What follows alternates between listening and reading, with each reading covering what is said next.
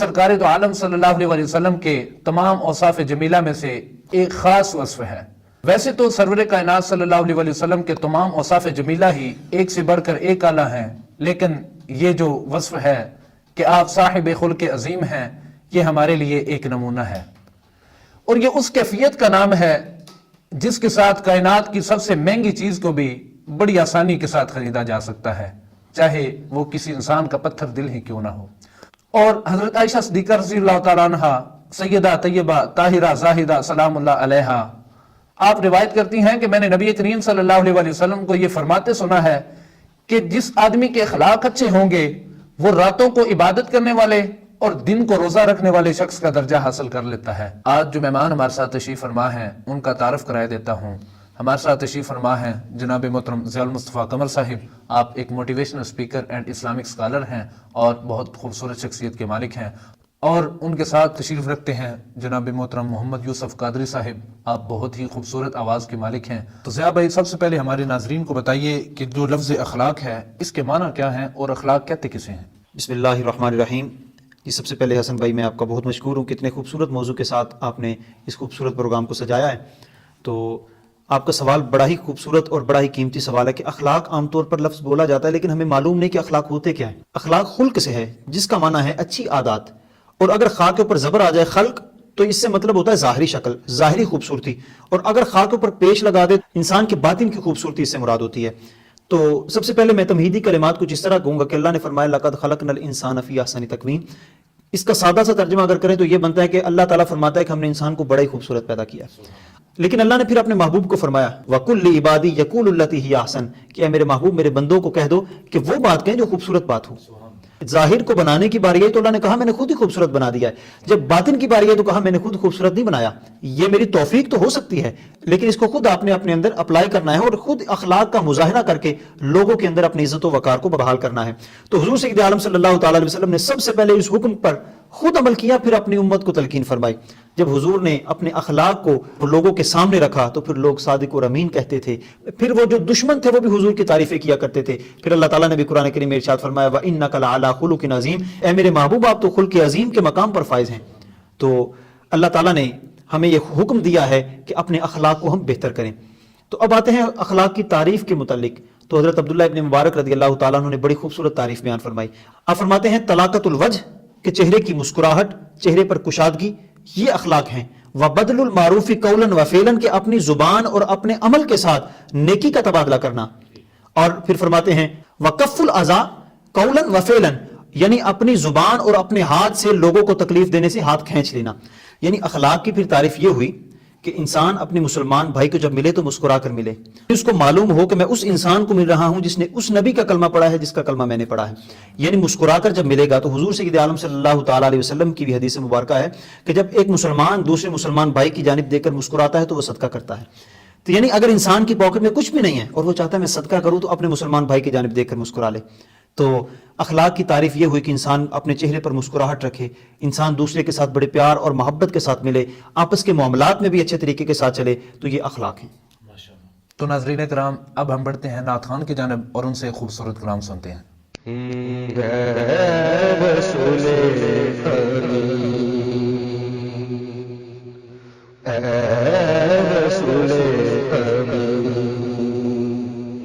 खातमुल मुरसलीन रसूले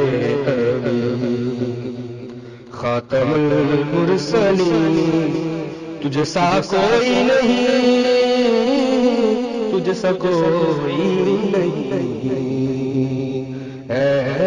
अकीदा ये अपना बस सिद्क़ को यकीन, तुझसा कोई नहीं,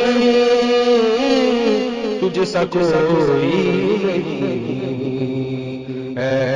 रसूले दस्ते कुदरत ने ऐसा बनाया तुझे, जुमलायो साथ से खुद सजाया तुझे, दस्ते कुदरत ने ऐसा बनाया तुझे, जुमलायो साथ से खुद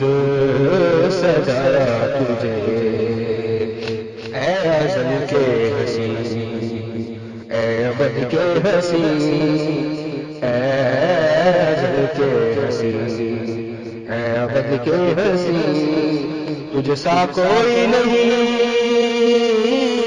تجھ سا کوئی نہیں اے رسول مصطفیٰ مجتبی تیری مدح و ثنا میرے بس میں نہیں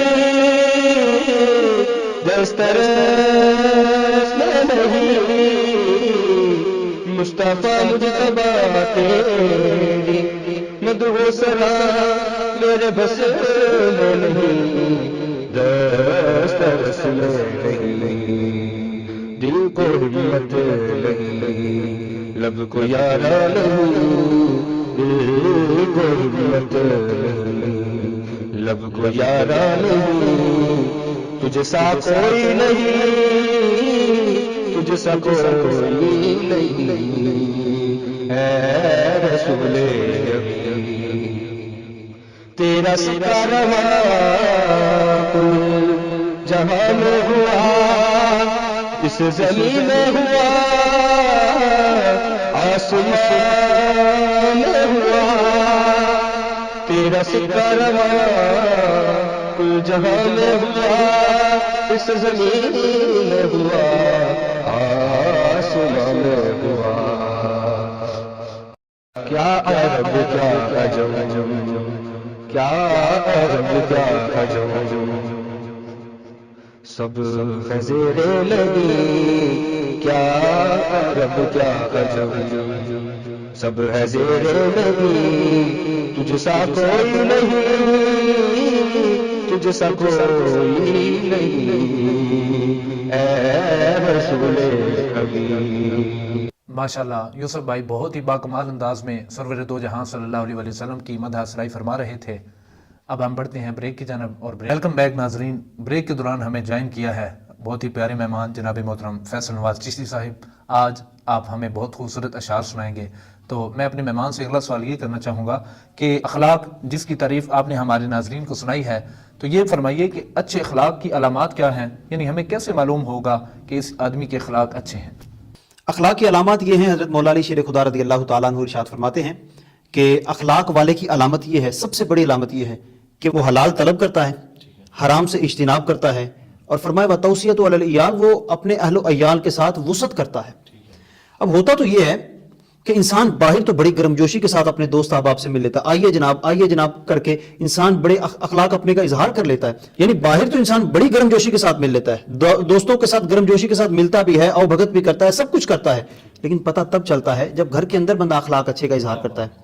تو حضرت مولا علی شیر خدا نے سب سے بڑی پہچان بتائی کہ وہ حلال کو طلب کرتا ہو, حرام سے بچتا ہو, اور اپنے گھر والوں کے ساتھ وسعت کرتا ہو. اور گھر میں کون ہے؟ سب سے زیادہ حقدار ماں باپ ہیں, بہن بھائی ہیں, بیوی بچے ہیں. یہ سارے جو گھر والے ہیں یہ اخلاق کے مستحق ہیں کہ ہم ان کے ساتھ حسن اخلاق سے پیش آئیں.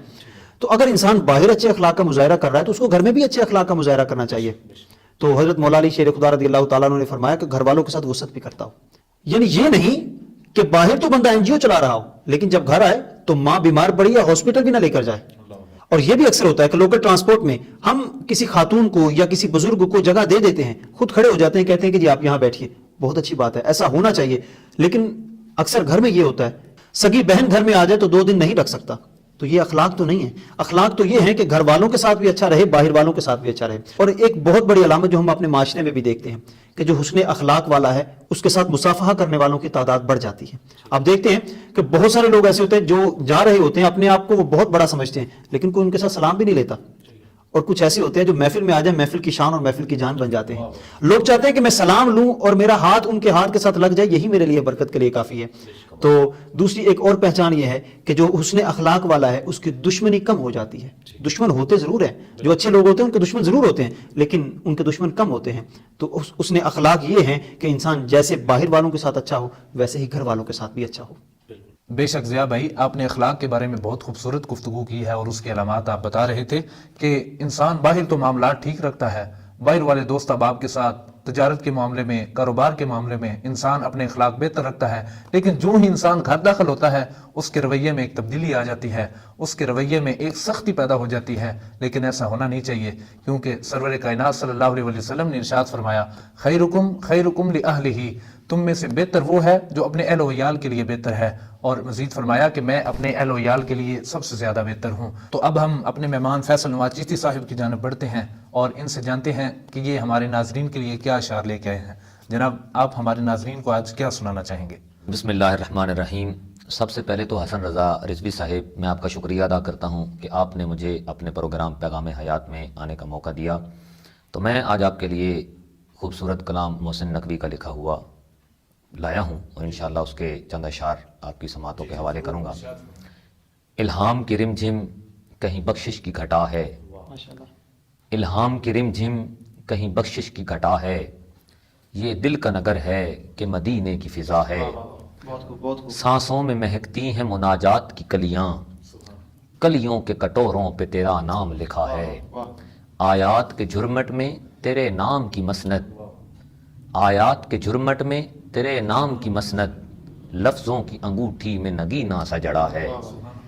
ایک بار تیرا نقش قدم چوم لیا تھا، ایک بار تیرا نقش قدم چوم لیا تھا، اب تک یہ فلک شکر کے سجدے میں جھکا ہے. اب تک یہ فلک شکر کے سجدے میں جھکا ہے.